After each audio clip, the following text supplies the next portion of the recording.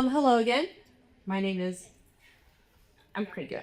Um, we are going to talk about Nutricosmetics for the next 15 minutes. Joining me is Karine Hermomi. She's a VP of Science and Innovation at Nutra, and the founder of the boutique consulting firm Imagine Health. Karine, you want to tell us a little bit about your background in the industry before we get started? Sure.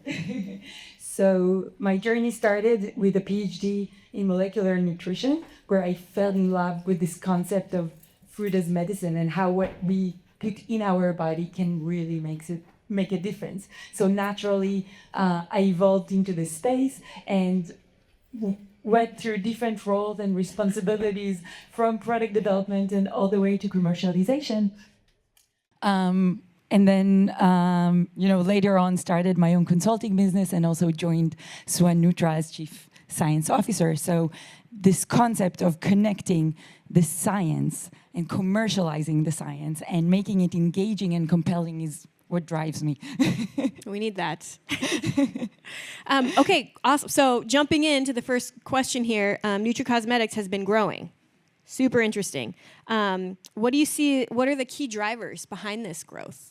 Yeah, and I was telling you in the break that it's amazing how the session flew so well, because I think everything we talked about in the last few sessions is really fueling this category as well. And first of all, I think it starts with just the understanding that if in the past we thought about beauty kind of in the topical world, like masking imperfections, and the beauty of the beauty from within segment is that it really gives a different view on that. It's a well-beauty segment. So beauty is not different than wellness. It's driven from wellness. It's the understanding that, it's wellness that radiates on the outside. And that's what driving and fueling this industry, because we understand that it's merging all of those indications and categories that then shows on our skin. And how we feel, we talked about in the kids session, we talked about mood, how we feel really shows on our skin and makes us comfortable in our own skin. And that's the core understanding of this category that is fueling innovation, I think. So merging categories, whether it's beauty sleep, whether it's feeling good all the way to your gut. And certainly, the GLP-1 area are things that are definitely stirring up what we see today. So what do you see as like really cool innovation in terms of ingredients or science? Yeah, so I want to also connect to Doug's session earlier on longevity.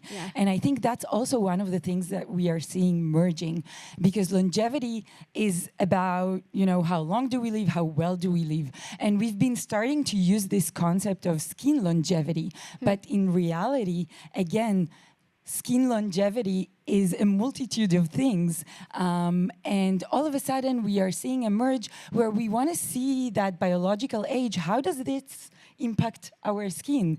Can we see skin ingredients influencing our telomere length?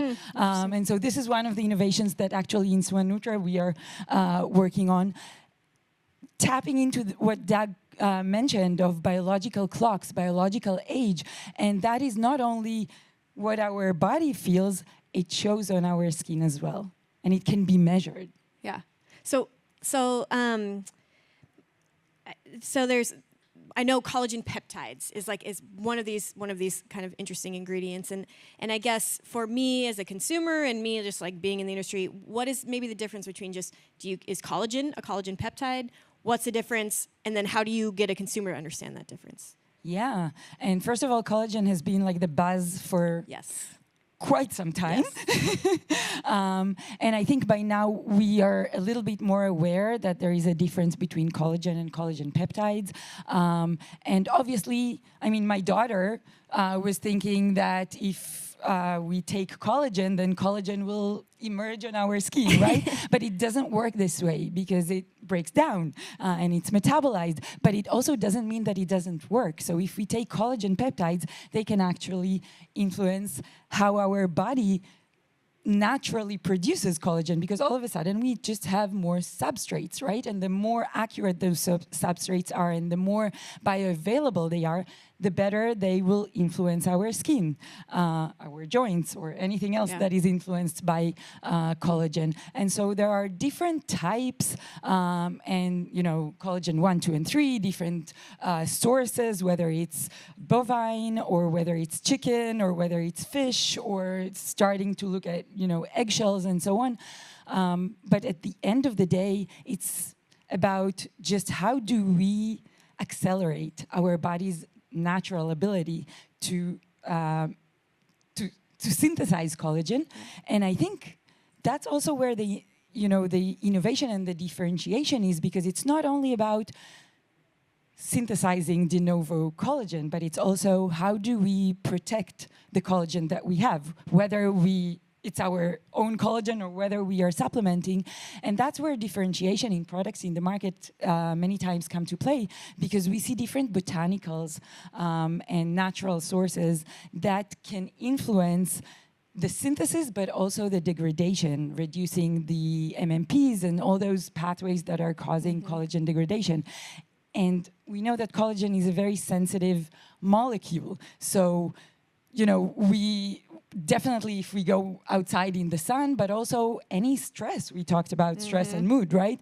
Whether it's from lack of sleep or whether it's because I'm stressed because, tariffs or my kids, or I have 3 teenager kids, so that'll do it too. That will do it. So that will cause inflammation and collagen degradation, right?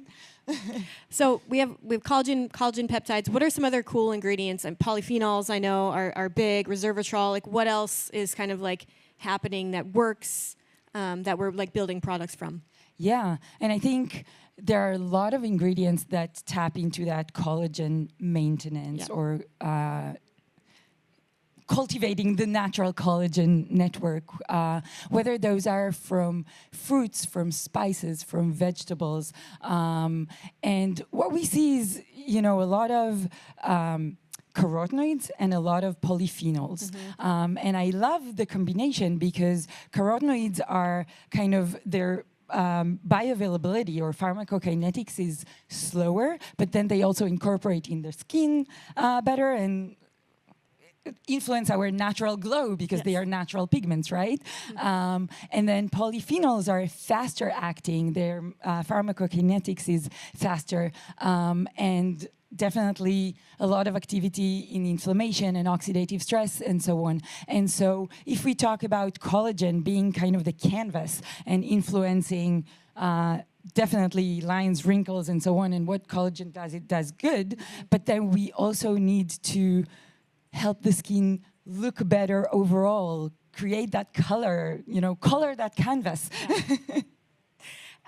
So I guess we can't really talk about this category, and I don't mean to be sexist here, without really talking about women. And like, is this a women's only category? Interested in like the size of that market, and also how do we maybe invite men into talking about this?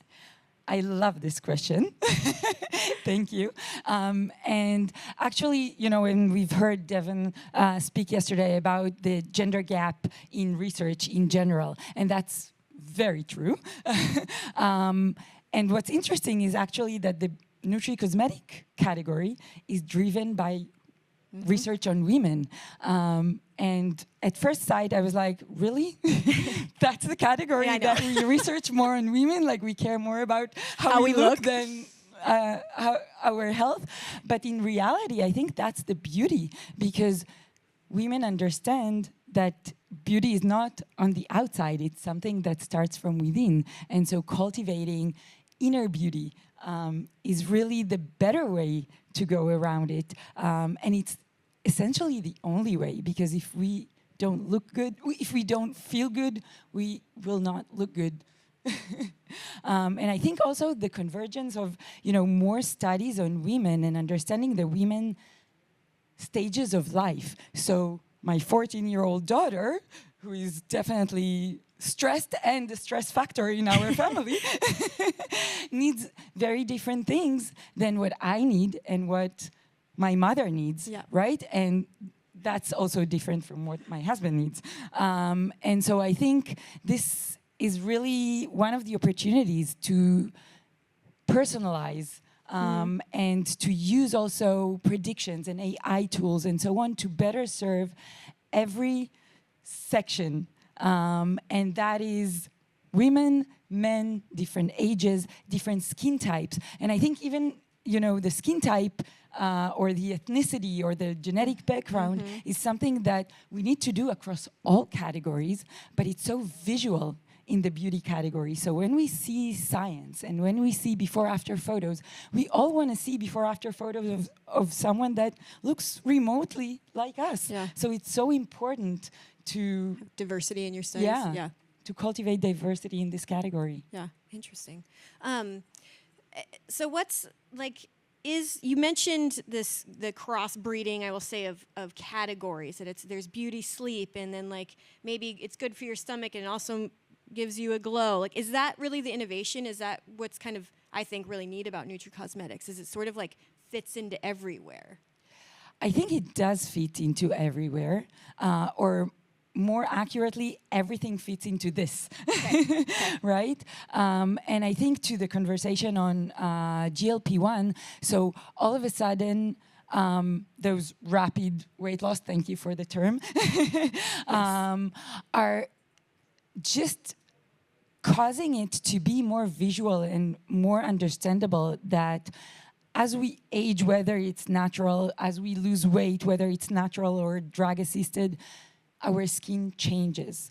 And so we need to make sure that we find solutions and we understand what is impacting our skin every step of the way. And, if we are having hot flashes, we are certainly not happy and our skin is not happy.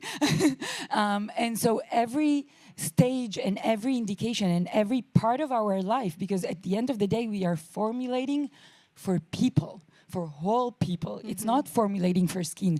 In the past, I think we've heard more questions about what will that do to my skin? What will that how will that impact how I look? And now people are looking for feeling beautiful, because beauty is a feeling even more than, an outside thing. And we say beauty is in the eyes of the beholder, but actually now we understand that beauty is what we want to feel. When we feel beautiful, right? We are beautiful. Let's finish up. We have 2 more minutes. Let's talk a little bit about delivery systems in this category. And there's some fun chews. What else maybe is happening there? Yeah, and I think that's actually where we can say thank you to collagen. Sure can. Because if, traditionally the industry was more tablets, capsules, and so on, I think collagen really created that understanding that there is a ritual around it. And that, initially came as a powder, but today we can create that ritual in different ways. And I think it's sometimes not less important than the actual ingredients. It's not only what we take, but it's how we take it. And so today we are seeing all those different chews and so on, even freeze-dried ingredients. We are looking for the matrix that we take our ingredients to also be part of the game, to be good for you, because all of what we do is about, ingredients that are going to be better for people, better for the planet. We want the delivery to also be better for people and the planet, and to, most of all, to be fun. Because I think, when we talked about it, what you don't take will not help you. Exactly. I personally cannot take pills. And I really struggle with it. And even when I develop products that I really believe in and I try, and literally I'm now trying to take a product and every day I'm like, oh, I forgot, because it just doesn't connect to a ritual.